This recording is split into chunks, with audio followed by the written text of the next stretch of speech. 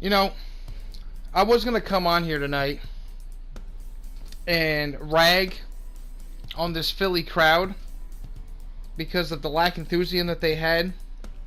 But looking back on it, I'm not really going to go that hard on the Philly crowd tonight because, you know, this serves WWE right. I actually hope that every crowd from here on out, until we start getting some fucking decent television, it literally doesn't make a fucking peep.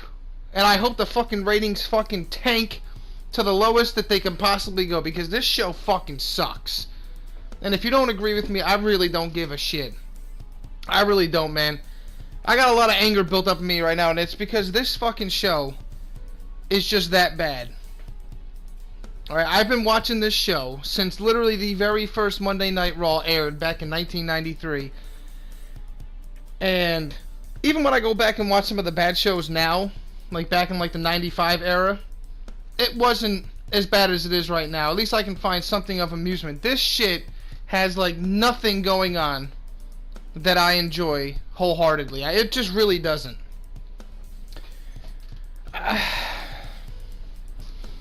And then people will ask me like, you know, well, you know, why the fuck do you still watch it then?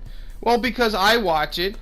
Because, God forbid, we actually start getting good television. I want to be there when it happens. I don't want to be, you know, not watching it when it happens. I mean, how much longer can I hold out? I really don't know. I mean, I'll hold out as long as I can, just because I actually enjoy doing reviews and doing stuff like this. And, you know, wrestling is a big part of my life. I've been, like I said, I've been watching it since I was like 4 or 5 years old, you know? Even before Monday Night Raw started. But I mean, I don't know what to say about this show anymore. Yeah, there was like maybe one or two things that I didn't hate about this show, but for the most part, this show is fucking boring, dude. Like, you literally can fall asleep watching this shit. Back in the day, I couldn't even miss a Raw, never mind think about falling asleep watching it. I can be 48 hours without sleep. Monday Night Raw would come on back in the day, and I'd be fucking wired, ready to go and watch it. Now I can get fucking a full 8 to 9 hours of sleep, wake up, and then watch Monday Night Raw, and then instantly fall back to sleep. That's how fucking terrible this show is. And if you don't believe me, I don't know what the fuck you're watching, but you're not watching the same show that I'm watching. That's all I gotta say about that, man. This show is just, oh God. You know what? Let's just get into it. Again, there might be a few times where I shit on the crowd, but again, I'm not really gonna shit on the crowd that much because they didn't really have anything to cheer for. In my head, I was thinking, oh, maybe they can sit there and voice their opinions on how much the show sucks, but knowing Vince, he would look at that in a positive way and keep putting on the same shitty shows he keeps putting on week after week after week for the last, I don't know, when did they go to 3 hours? Back in 2000 and, I don't even know, 12? So like 7 years? You know, 2011? I don't even remember how long it's been. Excuse me. But, yeah, I mean, the show starts off exactly how I thought it was going to start off before I even turned it on. I said, watch them start it off with Roman Reigns coming out. Even though last week we were kind of like given the assumption that, you know, he was just there to make his little announcement that he's good. And again, I'm still glad that the man himself is good, but the character of Roman Reigns, I really am not that interested in seeing again on my television. And if I'm going to see him, I want to see him in a different light than what I just seen him as before he got sick. And we're getting the same shit that we were getting right before he left. So it's the same shit over and over again. So we get Roman Reigns coming out. Michael Cole nearly has a fucking orgasm as he yells, "It's the big dog!" Like, literally, you can hear him choking on Roman Reigns' cock as he said it. That's how disgusting it was. Like, I instantly wanted to turn off Raw the minute it started after hearing that. I mean, Jesus. Oh, God, dude, I'm going to try and get through this, man. I really am. Because I'm just so fucking pissed off right now. This show is just so bad. Like I said, I have nothing against the man, you know, Joanna Y, but the character Roman Reigns, I just, you know, are we really going to start getting this every week again? Every week the show's going to start off with Michael Cole welcoming us to Raw in the most fucking just awful way. It's just so fucking corny, dude, the way that Raw starts every week, and then we're going to have to deal with Roman Reigns in the open of every week again. I don't want to see it, and I don't know. It's like they're already exploiting the comeback, like, to the maximum. Like, he came back, and now they're just going to keep shoving it and shoving it and shoving it and shoving it until the fans start getting sick of it again, and they start booing him again. And that's exactly what's going to happen. How long before the crowd starts overwhelmingly booing him again? Because if you don't think it's going to happen, it's going to happen if they continue to go, the way that they're going. I mean, that's just the way it is. Nobody's going to be on board with this whole Roman train again for the long run. Maybe it'll go over for a while because of the whole, he just got back thing, but eventually that's going to wear off, and it's going to be right back to the same shit. They're not going to be able to use the he beat cancer thing as a way for fans to cheer for him forever, And I personally believe that that's what they're going to try and do, and that's just sad. Instead of, reworking his character and giving us something to care about, they're just going to give us the same old shit. I don't know, man. Please change the guy's character up. I don't want to see the same ooh-ah and big dog and my yard. I don't want to see this shit again. I'm sorry. I don't. Then he's out there and he says there's one man that's in his way of accomplishing what he needs to accomplish. Whatever the fuck he's talking about. I guess he's talking about the Universal title and Brock Lesnar, obviously. Whatever. So he says it's Seth Rollins. He tells Seth Rollins to come out. Seth Rollins talks about seeing Roman Reigns come back as his greatest moment in his career. And I'm, look, again, glad the guy's back, but I mean, that just sounds silly. That's the best moment in your career, Rollins, really? So nothing else was better. That was the best part of your career. Your career. Roman Reigns coming back, more than you winning the WWE Championship, more than you winning the Intercontinental title, more than your fucking 60-man, Iron Man fucking shit that you went through with the gauntlet match last year. Really? Where you beat Roman and Cena in the same night, back to back? Come on, dude. It just sounds so fucking stupid when they say this shit. What happened next? Then Roman Reigns talks about how they want to get the Shield back. He wants to get the Shield back together, and Seth Rollins is kind of like, fuck that, I'm not really into it. Dean's an asshole for doing what he did and doing it on the day that he did it. And Roman starts going over the whole, like, you got to let bygones be bygones, and you don't know how long you're here for, and tomorrow's not promised, and we should just squash it and get back together. One more time. Yeah, they said one more time 3 times ago. I'm fucking over this Shield shit. Enough is enough, dude. It's the same rinse and repeat every fucking time that these 3 guys are on the active roster at the same time. They gotta be in the fucking Shield, bro. I'm over it. And I don't know who's into this shit. They keep doing it every single time that these guys get back together. For no reason. For what reason are they gonna get back together? We're gonna find out later on what team they're gonna be taking on first, and you're not gonna be excited because I know I'm fucking not. But seriously, enough with this shit already, man. Unless we're gonna get an Undisputed Era call-up from NXT, I don't want to see it. I really don't. Seriously, like right away, the first thing I thought of was the fucking first team they're gonna feud against is McIntyre, Lashley, and Corbin, and nobody wants to see that. Not only does nobody want to see it, but they don't even have anything to do with each other outside of Corbin making a few remarks last week about Roman Reigns. Outside of that, these guys really don't have anything to do with each other, so why are we going to get it? I don't know, but I'm telling you right now, from what we found out later in the night, we're going to get it. Oh my god, dude. Honestly, at this point, before we even get to the next part of the segment, I'm already cringing at the whole thought of this whole fucking Shield shit. So anyway, Reigns eventually does get Seth to agree to want to do the Shield again. They said they need the third part. Ambrose music hits. He comes out. He gets to the stage area. He's about to start making his way down the ramp, and Elias comes out and hits him in the back with a guitar. And I just didn't care. Ambrose gets up. He refuses any help from Reigns or Rollins, and he just walks to the back. And the segment did nothing for me. I was not excited. It did not get me hyped for the rest of the show. I was ready to turn off the show. And And we're only like fucking 15 minutes in. So, I'm sorry. Like I said, I'm trying to get through this, man. I'm not happy about this show, man. It's just all these years that I've been watching, and this is what we're getting. I keep wasting my time every fucking Monday for 3 hours, and it's starting to annoy me. But excuse me, at least I can come on here and vent a little bit, because that does help out a little bit. And if you guys enjoy hearing people fucking rage and vent and moan. Believe me, if Raw keeps going like this, I've been calm the last, you know, 1 or 2 reviews that I've done, but like I'm getting sick of this shit, man. So anyway, we come back from commercial, and we get a backstage interview with who else but McIntyre and company. We got McIntyre, Lashley, and Corbin. And I literally didn't take in one thing that these guys said. I really, literally, they talked, and I didn't even. It's like they were on mute. I didn't hear anything they said because I didn't care. So this bleeds into another 6-man tag match. You know, oh my God, it ain't Monday Night Raw without a fucking 6-man tag team match, is it? Oh God, dude. So it's obviously gonna be Balor, Braun Strowman, and Kurt Angle. And by the way, remember that little beatdown that they did on Corbin at the Elimination Chamber pay-per-view or whatever it was?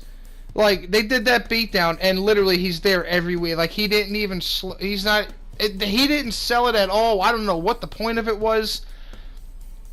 And yeah, I just don't fucking care. I mean, last week he came out or whatever, and he shoulder tackled Bobby Lashley and says, "I'm not finished with you guys. I'm going to take you all out one by one."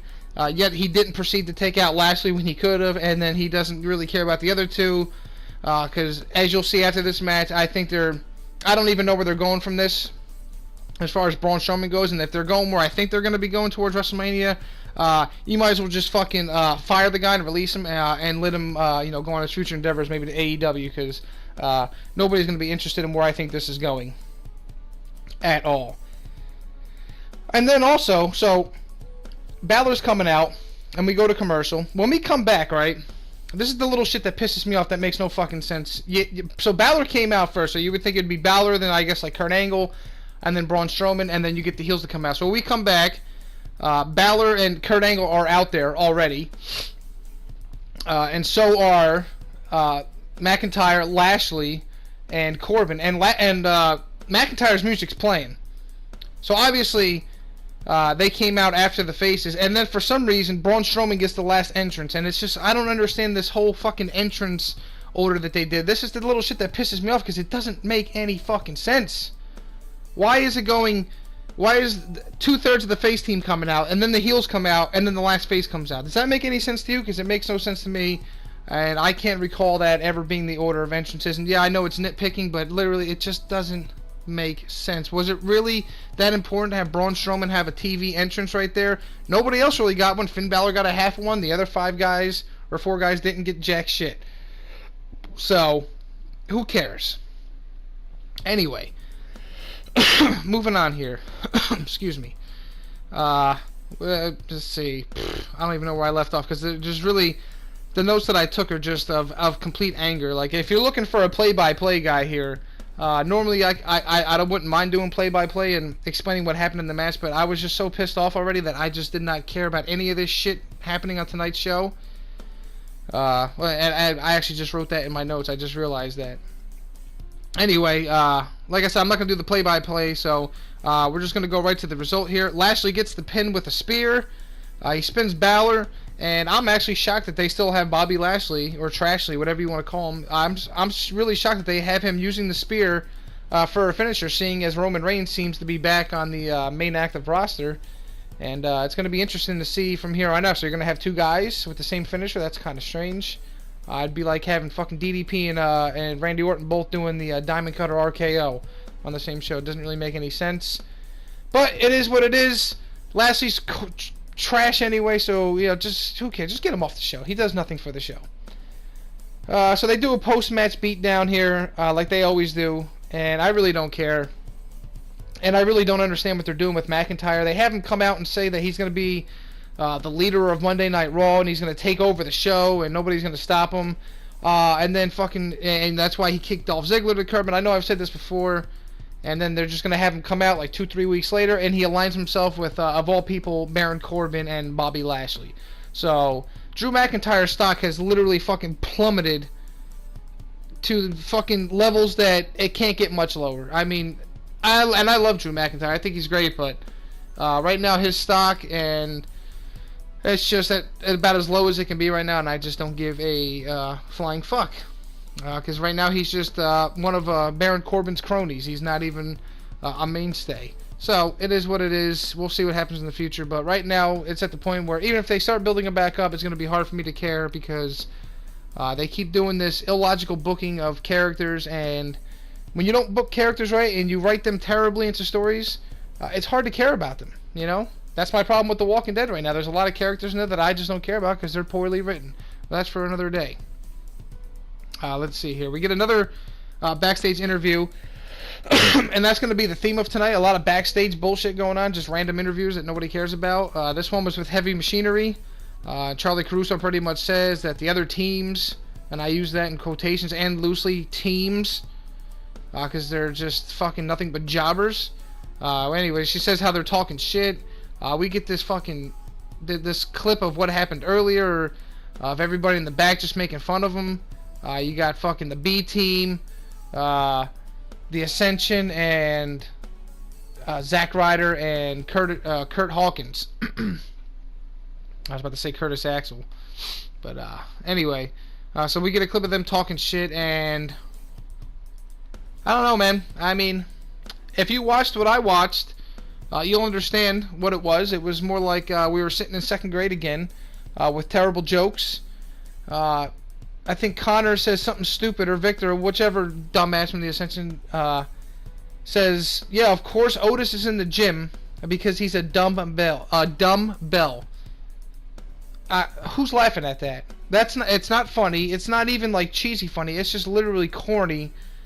So they just sit there and call him dumb, fat, blah, blah, blah, and then you get Zack Ryder says, well, the guy is pretty strong because they have to have Zack Ryder kind of keep that face persona, so they don't want to have him looking too much like a heel and making fun of somebody. So he says, well, the guy is pretty strong, you know, just throwing that in there. It is what it is. This did nothing for nobody. Nobody cares. And this whole Zack Ryder and Kurt Hawkins thing looks like it's fading away rather quickly because already I don't care. And I know you don't either, so moving on. We get a match that nobody asked for between Natalya and Ruby Riott. And Ruby Riott, if you're listening, which you're not, but for some reason this runs across your freaking YouTube recommendations, do me a favor, honey. When your contract is up, or if you can get out of it now, please do, and call the guys over at AEW or anywhere, because maybe you'll get treated better over there. I can't guarantee it, but I'm pretty sure that with your services, they can do something with them, because you're going nowhere on this show. Your last hope might be a transfer to SmackDown, but I mean, I'm pretty sure that's where you started, and nothing happened over there. So it might be better for you to either go back to NXT or leave the company in total, because they're doing nothing with you here. And Natalya wins with one of the sloppiest roll-ups I've seen. Gets a 3 count on Ruby Riott. And do you care? No, of course you don't, because I don't either. As Natalya's making her way up the ramp from her victory, we get Lacey Evans cringe, and I was about to change the channel, because like I said, every time she comes out and does this, I care less and less about her, to the point where, you know, I don't even know. I don't even know. It's the steal line from JD. She belongs on a T-shirt of "Get off my TV," because I don't care about this same bullshit that we're seeing every single week on Raw and on SmackDown. Oh, God.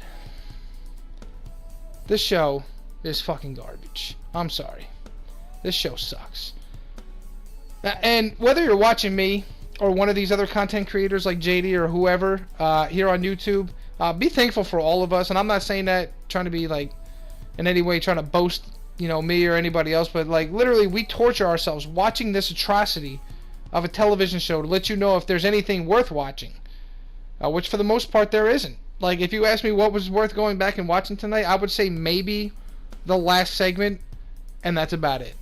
Even the other part with the Triple H and Batista thing, I wouldn't say that was worth going back to watch, because really it wasn't. None of the matches on the show tonight were any good. Nothing was good. I'm just going to tell you that right now. Unless you're this huge fucking Shield mark, maybe you'll go back to watch that, but even the crowd in attendance didn't give 2 shits. But like I'm saying, you know, we torture ourselves watching this shit so you don't have to. And believe me, if I wasn't trying to, you know, have fun on YouTube, I probably wouldn't be watching this shit either. But you know, I like making videos, and like I said, I'm praying to God that one day we get something good, and if something good does happen, I don't want to miss it. So I'll continue to torture myself so you don't have to. I remember back in the day, even the lower mid-card, like people like The Godfather or Raven or any of these other fucking guys that were fighting, or D'Lo Brown or Val Venus, all these other guys in the lower mid-card, you know, I would, you know, when they came out, I was still interested in them, and I was still into their characters to see what they were going to do, especially like D'Lo Brown with the whole European Championship things. With the whole European Championship thing, I thought that was fucking great. I really did. I enjoyed it. You know, I thought D'Lo Brown was great in that role. And, yeah, man. So, I don't know what's going on today, but we're not getting any of that. When D'Lo Brown was more entertaining back then than people in the main event are now, like a Braun Strowman, there's a problem. And, yeah, I mean, the best thing I can see is, like, when your sports team sucks, as far as when people ask me why I watch, you know, like, for instance, well, I don't want to use the Knicks because the Knicks are terrible, but let's just say you were, you know, you're a fucking, I don't know, a Kansas City Royals fan all those years, and they were just terrible and terrible. And then when they finally won the World Series, imagine, you know, you gave up and just never watched anymore. You would have missed out on that moment, which I'm sure for all the Royals fans, all 20 of them, it was a fantastic moment.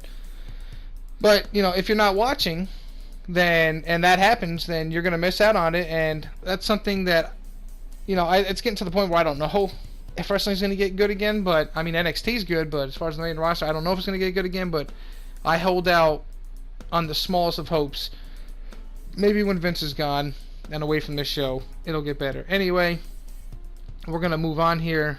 We get Stephanie in the back with these two nobodies. Apparently they're, I don't know what the fuck they're doing at WrestleMania. They're correspondents or hosts or whatever the fuck they were saying. I don't even know who the hell they are. Apparently they're from Saturday Night Live. They just look like two fucking goons. I mean, who watches Saturday Night Live anymore? This show hasn't been good in fucking 15 years almost, so seriously. When was the last time it was funny? When fucking people like Chris Farley were on it? Nobody watches that shit anymore, and if you do, then you're a fucking loser. Triple H comes out next. Finally, something that, you know, has piqued my interest, you know, as far as, you know, what's going on this road to WrestleMania. So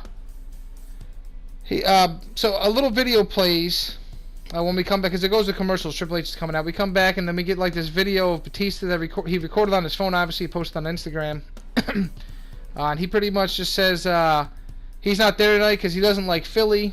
I laughed at it just the way he said it. And I wouldn't want to be there either, and not because they're in Philly, just because who the fuck wants to go to Monday Night Raw? I mean, yeah, I'm going to WrestleMania, but I'm really looking forward to the tailgating, and that's about it. If I was ever to go to any Monday Night Raw during the entire year, it would either be the Raw after Mania or the Raw after SummerSlam, and it wouldn't be because of the show, it would be because of the crowds that are going to be there. Because even with the shittiest shows, you get some of these crazy fans there, and they'll at least try to have fun out of it. I mean, which is another thing with Philly, you know. I understand why they did it, but you did pay your hard-earned money. At least try, you know, to have a good time, make some noise, you know, make the people at home. I mean, you can literally, it could be the worst show, and you guys can just chant a bunch of bullshit, and it would pull me into the show at least a little bit. I can enjoy the crowd for 3 hours of chants over what we've seen tonight. So, you know, I don't know. It's up in the air whether or not people are going to cheer or not. I mean, I understand why they don't, and at the same time, you know, you did pay your hard-earned money. You should, I don't know, I guess try to make some noise. Anyway, we're getting off topic here.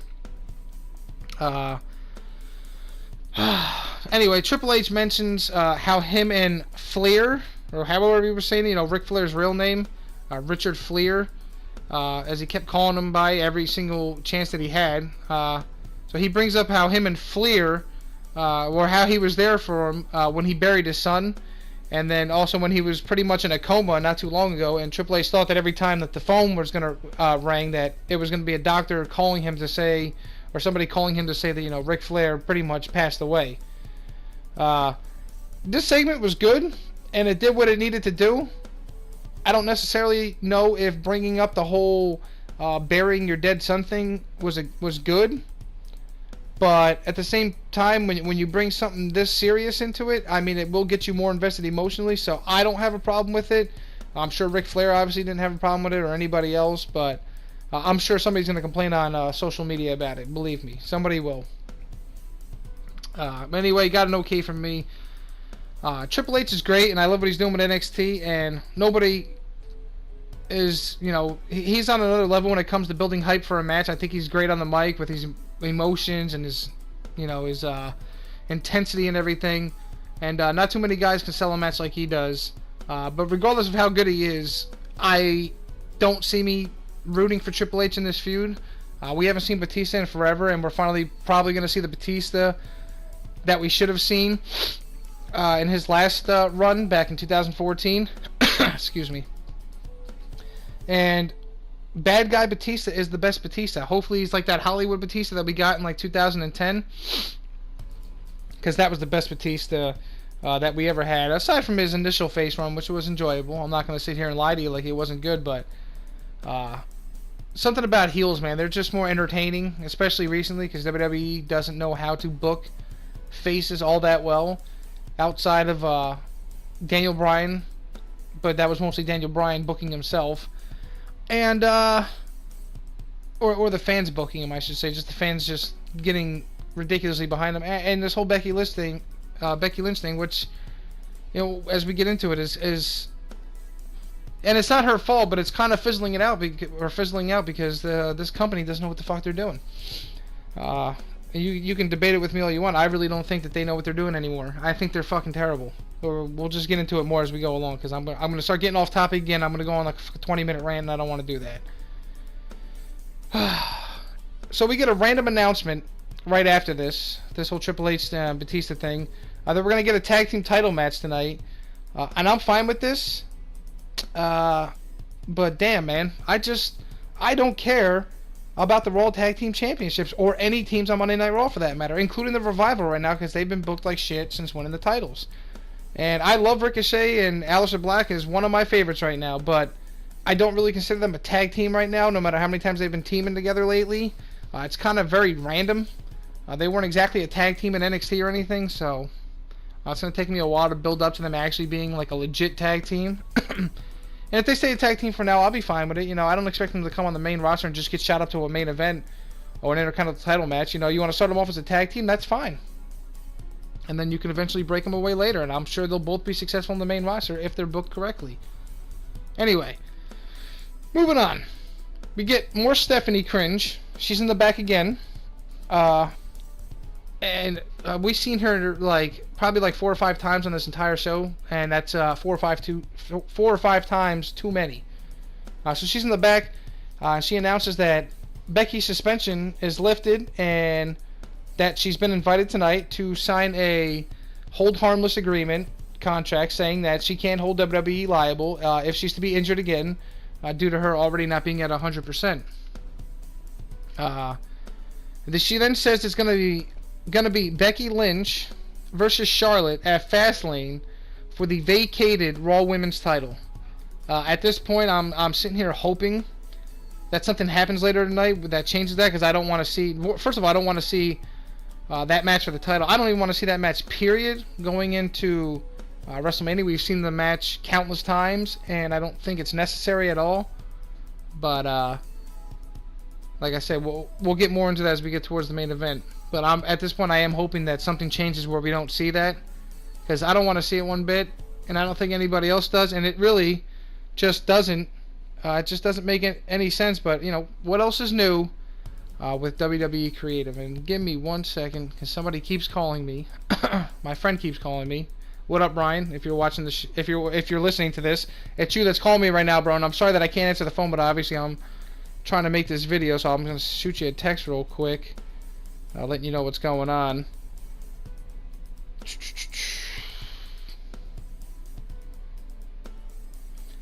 Alright, so that's taken care of right there. Calling in a little bit, bro. Anyway, where did I leave off here? Yeah, so I'm hoping that that changes by the end of the night. Next we get Heavy Machinery, and they're in a gauntlet match versus Jobber Mania. We got the teams of the B Team, the Ascension, and Hawkins and fucking Ryder, the ones that were making fun of them earlier. They defeat the B Team pretty quickly. B Team, go away. So nobody wants to see you. The Ascension is eliminated about 2 minutes later with a Vader bomb by Otis. Have a nice time, Ascension. Nobody cares about you. Carry on. Otis then hits the Caterpillar for the clean sweep on... Probably on Hawkins. I mean, the guy would lose to a fucking Santino Marella fucking Cobra shot at this point. So, who gives a fuck what he lost by? But now can we get some real competition for these guys? Because even though Heavy Machinery is being booked in these fucking retarded, stupid fucking segments, every time I look at Otis, I just see somebody who's just oozing all this charisma. And, you know, Tucker Knight, while he might not have the same, I mean, the guy is a brute force. And I think they could be quite the entertaining tag team that should be taken a little bit seriously. And I feel like the fans would get behind if they're booked a little bit better than what they're getting now. So we'll see what happens. And yeah, that's what these guys did. So let's get some real competition for them, even though there's not any on fucking Raw. You got the Revival, you got Bobby Roode and Gable, and you got Aleister Black and Ricochet. Those are like the three teams right now that anybody even remotely gives a shit about. So we'll see what happens. So we get these two fucking Saturday Night Live goons again. One's in the back, or they're in the back, and one says how he watches the show every week, but then he mentions how like the Bushwhackers and Coco Beware are pretty much like the mainstays right now. So I'm just, you know, ready to fucking whip out the remote and change the channel once again. I don't know why these people are here. They're not adding anything. Don't know why they're going to be at WrestleMania. They're going to make it extremely fucking cringe. I don't know why WWE has this obsession with bringing celebrities in for these shows. Nobody fucking cares, dude. Especially these guys. Who the fuck in that crowd knew who these guys were before it was announced who they actually were? I guarantee you, if you put their faces up on the Titantron and pulled every fucking person in that crowd and said, who the fuck are these assholes? Nobody's going to know. Maybe 1% of the people, and that's being generous. Seriously. What the fuck are these guys here for? God damn, dude. Oh, before we even get into this, right before this, we got an announcement that Tori Wilson, of all people, is going into the Hall of Fame. Really? Really now? Tori fucking Wilson. Before someone like Victoria. Right? Or... I don't know, I can't think of anybody else right now at the top of my head, but... Really? Before someone like Victoria... Tori fucking Wilson? The fuck has she done? The fuck has she done? I don't even know if she's ever won the title. No, I don't really care. Not Hall of Fame worthy. Sorry. Not happening. And I'm sorry, posing for Playboy does not qualify for you to go in the Hall of Fame, as great as it was at that time. Because I was probably like 14, 15 years old, so I did appreciate the magazine. But at the same time, it does not qualify you for the fucking Hall of Fame. Just goes to show you that the Hall of Fame is a fucking joke. Even though I do still enjoy watching every year, just for some of the stories from some of the guys that I actually like. Anyway, moving on here. Back to these two stupid SNL guys. So they walk by EC3, and he's doing his fucking posing in the mirror with the three fingers going across the chest thing. And you could probably just picture me sitting here doing it. And then he just literally stands there like a fucking statue or a mime or a picture frame or whatever the fuck he was trying to do. And yeah, he's just literally standing there, and he's holding this spray bottle that's pointed at his chest. And then they move on, and you can. And by the way, this whole time after this, you still see EC3 in the background, and he literally does not move the entire time. He literally just stands there in the same frozen picture that he was in the minute they saw him. So these guys are talking to Titus O'Neil. Nobody cares. Yeah, I don't know why Titus O'Neil is even on the roster. Yeah, maybe he's good for doing ambassador stuff and doing appearances, but I don't want to see him on Monday Night Raw with these two goons taking up TV time. So he's taking pictures with them or whatever, and I don't even want to talk about this segment anymore. Moving on. They show a package for Tori Wilson for the Hall of Fame thing that we were just talking about. And like I said, she did nothing to be in the Hall of Fame. It was literally a highlight package of her in a fucking bikini. So it was like, you know, your Sports Illustrated swimsuit edition in video format. That's Hall of Fame worthy now. Alright. Anyway, Charlotte's backstage. She says nothing of substance really here besides just saying Becky Lynch, fucking this, that. Who cares? And then she does her typical terrible woo at the end of this. And that's the end of that. We get Seth Rollins approaching Dean Ambrose in the back. I don't know where the fuck they are. They're in the back. Dean Ambrose has like this makeshift little like pillow fort that going on back there. I don't know what the fuck's going on. He says no thanks to the Shield when Rollins brings it up. Says he has to take care of business on his own. Blah, blah, blah. Again, this overabundance of the Shield shit is just... It's too much. Too much for me to stomach. My barf bag is already starting to fill up in the corner as I'm watching the show. Elias is out. We go to commercial. We come back. He does his usual shtick. He insults Philadelphia. I laughed a little bit. But every week it's just getting worse and worse as far as me caring about this guy. And like I said, I'm not saying that he's not funny, but most of the time he never wins. I mean, he does get a win tonight here, as we're about to mention, but most of the time he's jobbing out. And he's not even just jobbing out matches, he's jobbing out in random segments. Like with Jeff Jarrett and the Road Dogg, when he fucking jobbed out to them the one time, for no reason at all. But he's not booked for anybody to care about him, aside from his little shtick that he does. And how many times can you do the same thing over and over without doing anything in ring? I mean, this is wrestling. This is not fucking... karaoke time with Elias. It's fucking World Wrestling Entertainment, regardless of what he thinks WWE stands for. Anyway, and I love Elias, don't get me wrong, but you don't book the guy to win matches and shit and, you know, further his career, then what is the point? I know it's kind of like with the whole Bray Wyatt thing, you know? All talk and then you lose. And speaking of Bray Wyatt, it might be time that we report Bray Wyatt to that show that's on the ID channel that helps solve missing persons cases, because where the fuck is he? Apparently he's been cleared to come back since like October or November or whatever I heard, and here we are, first week of March, and he's nowhere to be found. I'm sure JoJo is taking care of him real well, since she hasn't been on Raw either. So, like I said, Elias actually does...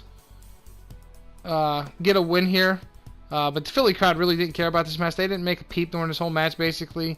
Like I said, Elias wins. He hits a knee on Ambrose coming off the second rope, and then he hits his drift away. 1, 2, 3, blah, blah, blah. Nobody cares, and I'm sure we'll just get 50-50 booking next week, so does it really matter? It really doesn't. Reigns and Rollins come out. They try to do the Shield thing again. My barf bag for the Shield shit is now filled up to the brim. It's sitting in the corner of my room, and I'm going to throw it in the garbage momentarily. So out comes... So, before they... Well, Corbin and company come out, but before that, Ambrose just leaves the ring, and he goes to the crowd. He gets about halfway up the stairs before these other dumbasses come out. Like I said, Corbin, Lashley, and McIntyre, like we haven't seen enough of them already. They're coming out here. They have nothing to do with this. And then when they come out, they say that they wanted to make a match at Fastlane, but it doesn't look like that's going to happen because Ambrose is... gone AWOL. I don't know why they want this match. I don't know what these teams have to do with each other. Like I said, it's just shitty filler because there's no Lesnar for Seth Rollins to feud with, because, you know, you got a main program going on, but, you know, you got a champion that never shows up. And people don't want to see Paul Heyman coming out every week by himself because that gets boring, and I'm already over. I just wish fucking Lesnar would just... I wish the fucking Universal title would just kind of go away, and they would bring back the old big gold belt, the world title. But that's not going to happen, so it is what it is. So these three idiots, they try to surround the ring, and they're about to like jump and gang up on Rollins and Reigns.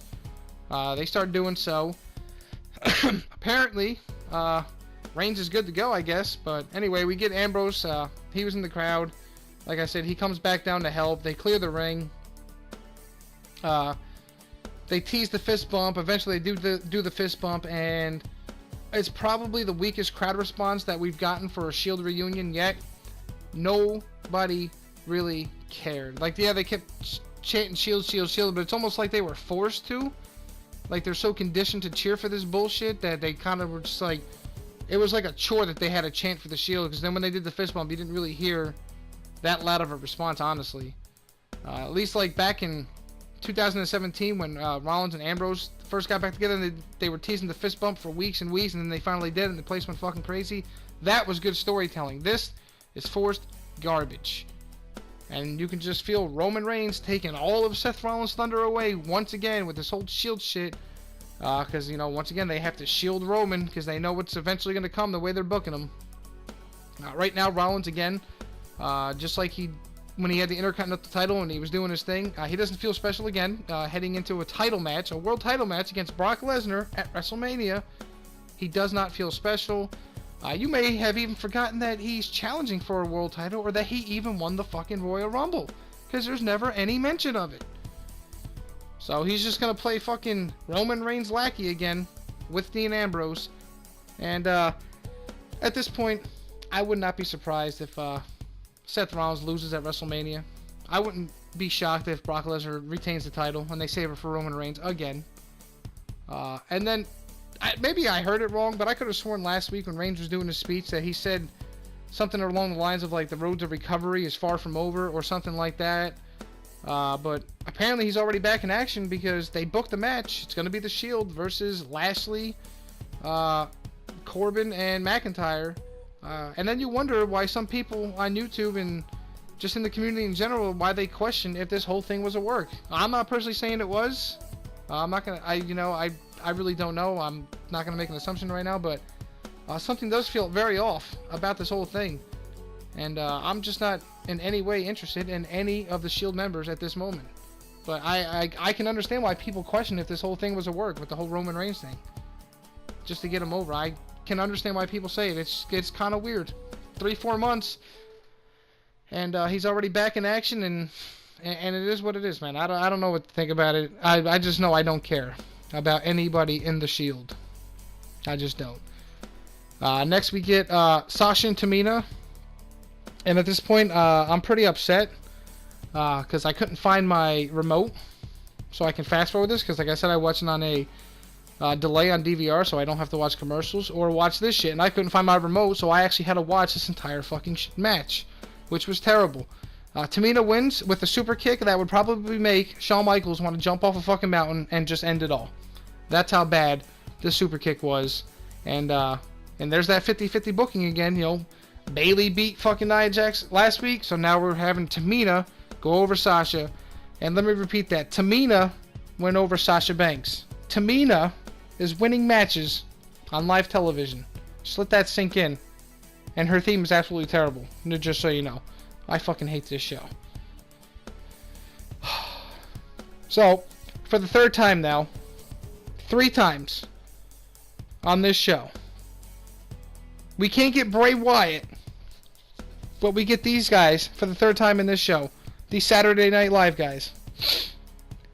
They actually script this one guy. The fucking dumb-looking white dude. They script this guy to say to Braun Strowman, when the other guy goes to the bathroom, he goes to Braun Strowman and he says, "Is any of this stuff even real?"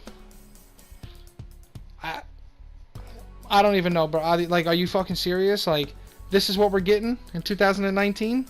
We're getting this fucking guy asking Strowman if any of this shit's real. So Strowman picks him up, holds him against the wall, and basically yells, "What do you think?" In a very cringe-like way. I legit can't wait until Vince is away from this product. I really can't. He got mad over the weekend about Becky and Ronda having a feud on Twitter or whatever, where they added some much-needed fuel to this dying fire of this rivalry or this feud that it once had, because they said shit like belt. He got mad over them saying the word fucking belt. But then he has this guy scripted to say, is this shit even real? Someone who's not even on the roster, someone who has nothing to do with wrestling, somebody who nobody even knew existed until this fucking god-awful show aired tonight, and was also taking up 3 fucking separate segments. But yeah, okay. This is why God, dude, I just want to fucking, like, this show makes me want to fucking scream. It's so bad. So, it goes to commercial break as Strowman's holding this guy by his neck up against the wall. We come back, he's still doing it. He lets the guy down. Braun Strowman pretty much walks away and says, "I'll see you guys at WrestleMania," yada yada. The guy starts talking shit again. We're talking about Braun Strowman, the guy who's like 7 foot, flipping over fucking semis. And they're having some fucking guy who's like 5'6", 120 pounds, and is not an active wrestler. talking shit to Braun Strowman. Real nice there. So that's what I was saying as far as the whole Strowman WrestleMania angle. I have a funny feeling this is where they're going with Braun Strowman. Since last year we got the whole Nicholas thing. Looks like this year we're gonna get an angle between Braun Strowman and this fucking idiot from SNL. It's an angle that nobody is asking for, but we're gonna be tortured with it anyway. I hate this fucking show. Fucking hate this show. I swear to God, dude. Like, I just... Tag team title match: Ricochet, Aleister Black versus the Jobber Entrance Tag Team Champions of the Revival, who for the second or third week in a row have gotten a Jobber Entrance. They don't even get a television entrance because this company doesn't care about them. They only have the titles because they complained and threatened to leave the company. Fucking fantastic stuff for us fans. This show puts you in such a comatose state throughout the night that it's hard to get excited even when something is happening that you might genuinely be interested in. Like I said, Aleister Black is one of my favorites, and I like Ricochet, but after 3 hours of mind-numbing garbage and terrible commentary, by the way, again with the fucking Renee Young and Michael Cole, I can't stand either one of them. You just lose all the ability to care about anything else. You just don't care. I didn't care. Did you care? Probably not. You probably were sleeping. Or you probably didn't watch the show because that's how bad it is. I wish they would just start the show with all of the stuff that we care about. Like, just put all of this stuff in the beginning of the show from 8 until like 9:15. Just put everything that people might care about into the beginning of the show. That way we can stop watching at 9:15 and go do something else. Like, anything would be more interesting than this shit. Going to an AA meeting and not being an alcoholic would be fucking better than watching this show. Just saying. So Rude and Gable make their way to ringside during this match. I don't know why. I'm pretty sure it's the back of the line for them. The last time I checked, didn't Shane McMahon say automatic rematch clauses were antiquated or whatever terminology used? Isn't that not what he said? Pretty much that rematches don't happen. So why the fuck are these guys out here? I don't know why. I really don't. The Revival during this whole match had the body language of two guys who just said, I don't want to be here. That's what I got from it. So the Revival eventually gets knocked to the outside, and then Ruben and Gable just start attacking him literally for no reason. Causes a DQ. And then Rude starts yelling at Aleister Black and Ricochet because they were getting asked, like, why did you just do that? You know, you just cost us the title match. And Bobby Roode's yelling that they did it because they haven't had a rematch yet. And I'm just like, yeah, dumbass. I don't know if you were listening, right? A couple weeks ago, or whatever it was. I remember it was all the way back in Christmas. So, yeah, maybe they forgot. I mean, I forget things too, as this show's terrible. So who the fuck follows along? But I'm pretty sure Shane McMahon made it pretty fucking clear that automatic rematch clauses were a thing of the past. And last time I checked, you guys haven't done fucking jack shit to earn a rematch. Or to earn another title match. So, Bobby Roode, go fuck yourself. Love you, bro, but you sound like a fucking idiot here. And I fucking hate this show. I'm gonna keep saying it for every fucking segment. This show is a fucking joke. It's an embarrassment to professional wrestling. It really is. So we get a thing telling us that there's a Chronicle special for Roman Reigns. Who didn't see this coming? There'll be a 24 special for him the following week, I'm sure. So, you know, like I said, that didn't take long. You know, he comes back and they're just gonna fucking ram it into you. You know, this whole fucking comeback thing. Like, I get it.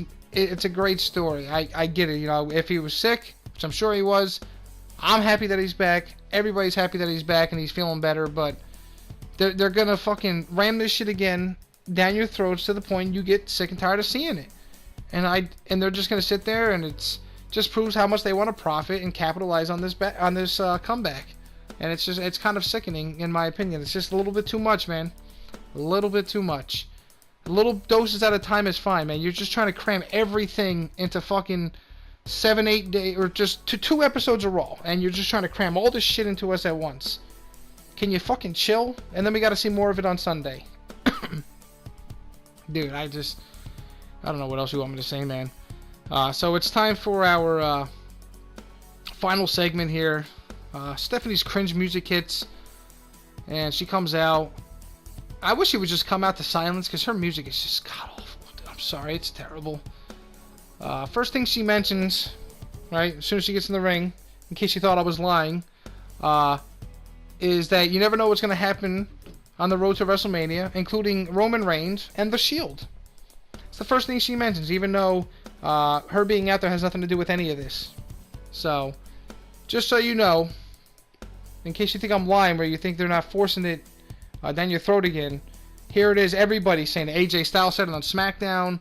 Seth Rollins said it tonight. It was the best moment of his career. Come on, dude. It just sounds so fucking forced. And nobody cheered, by the way, when she mentioned The Shield. So, there you go. And then it actually sounded like they kind of dubbed in like 17 people clapping. It sounded like they dubbed something like that in. Just like 17 random people in a room just clapping. Like they just dubbed that sound fucking bite in there. It just sounded so weird. Anyway, Charlotte and Becky come out. And like I said, I'm not going to hate on this crowd too much. And I know this show sucks. I really do. This show's fucking terrible. But for the most part, this crowd was not... they were just dead this whole match. I mean, Becky Lynch came out, the crowd was dead. I mean, I get it, though. 3 hours of mind-numbing garbage would probably do the same thing to me. Like I said, I'm not going to shit on it too much, but at the same time, it's like, hey, Philly, man, where did your balls go, man? Just make some noise for something. Like, chant for the cotton candy guy, you know. Somebody sneak a beach ball in there. I don't give a shit. Do something, man. Help us at home, because if you think it's bad in the crowd, it's even worse here at home. Just gonna mention this. So, you know, next time you're in Philly, I mean, you know, come alive a little bit. Anyway, the lack of creativeness is in this company is about on par with WCW in the year 2000 or WWF in the year 1995. That's about how bad it is. This is god-awful television. Anyways, I'm all over the place again. So Becky signs her little contract she had to sign, and then it just cuts to this... more cringe. This show is just filled with cringe. It cuts to Ronda Rousey walking down like the fucking coming through like the garage area where they, you know, with the back in the day where you see the limousines coming in for Vince McMahon. She's just walking from that area and didn't come out of a vehicle. Just is randomly walking from there, just in the most cringe-like fashion, just speed walking with, you know, the Ronda look on her face, which is the look she should have, but it just looks so fucking off. And so forced again that I was just mostly laughing. So we see that. It goes to commercial. By the way, the commercial breaks tonight were so random with their placements. It was very strange with some of the commercial breaks they took. So we come back from commercial. Ronda's music hits. She comes to the ring. And I know I sound, you know, very complainy or, you know, negative. I don't even know if complaining is a word, but whatever. And a negative, but please tell me that I'm wrong, because you know I'm not. Like, how forced and scripted does this shit really look? It looks fucking terrible. It does. At least back in the day when you had, like, The Rock or, like, Stone Cold Steve Austin showing up when Vince is in the ring cutting a promo, and they would just show up when they're not supposed to or whatever. Like, Stone Cold would come fucking storming up in a pickup truck, and he fucking blast out of it with a fucking can of beer or a pool stick at the one time and start whooping people's asses. This time you just see Ronda Rousey just... power walking with this stupid mad look on her face that just looked so forced, and nobody cared. It's not going to get anybody excited. But I don't know what you want me to say. This shit, it looks cheesy. That's the best way. It looks cheesy. Like, I don't even know if kids can get into this shit. You know, I'm sorry, but if you don't agree, I mean, I really don't care, but I'm sure most of you probably would agree with me that some of this shit just looks fucking dumb.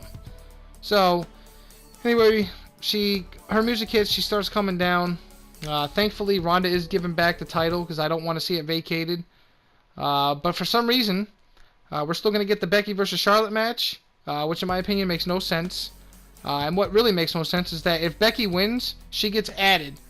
But if she loses, then she's out. But if Charlotte loses, she's not out. So it just becomes a triple threat match with the three of them. So I don't understand how Charlotte, who didn't earn this at all, just gets to keep her fucking spot in this match no matter what. And the thing that pisses me off the most is this match should not be happening in triple threat form, because on the SmackDown side of things, Asuka has like no real opponent, none, and I'm sorry, nobody on SmackDown right now is worthy of a title match. So it should have been Charlotte versus Asuka 2, with Asuka winning.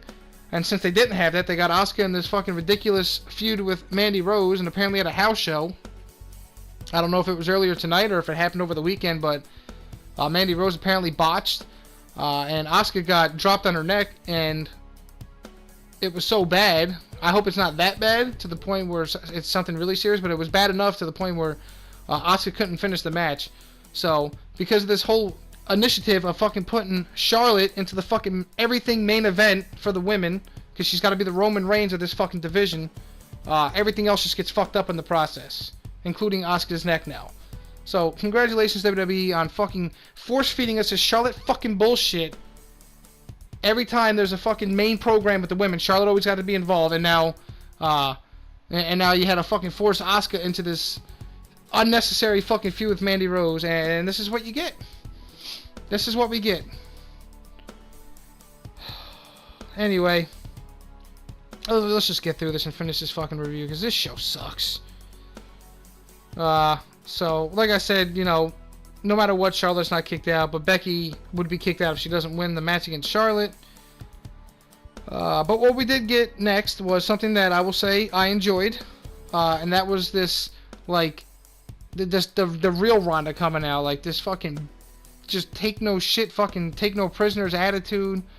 She just finally snapped. She said something about, you know, screw the woo and fuck the man and blah blah blah, and then she kicks fucking Charlotte in the stomach, and then just starts literally just beating the shit out of Becky. And at first I was mad because I was like, man, Becky's just taking the brunt end of this, but at the same time she isn't 100%, so she's on a crutch, so it doesn't make her look too weak.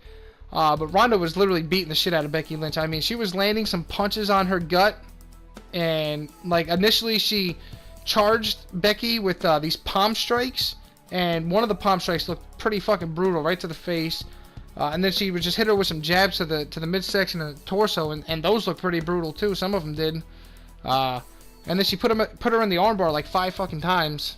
Luckily, we didn't see the sight of Becky Lynch tapping, even though it wouldn't have meant anything because it's not a match. But just not being able to see that sight was good. It didn't made Becky Lynch still look credible. She wasn't sitting there, you know how people are, even though they're not in a match and they get put in a submission hold, they're fucking sitting there tapping like drunk people. Luckily, we didn't see that. But, I mean, at least we got a different side of Ronda that I can appreciate. It's not going to get me to cheer for her because I want Becky Lynch to win, but at least we got, you know, something different. But, you know, I just don't know how I feel about this angle right now. You kind of knew that the Charlotte thing was going to be inevitable, but I just don't. I don't know. I mean, I'm going to let it play out and see how it goes because it's one of the only things I'm interested in, but I just don't know what to think of it.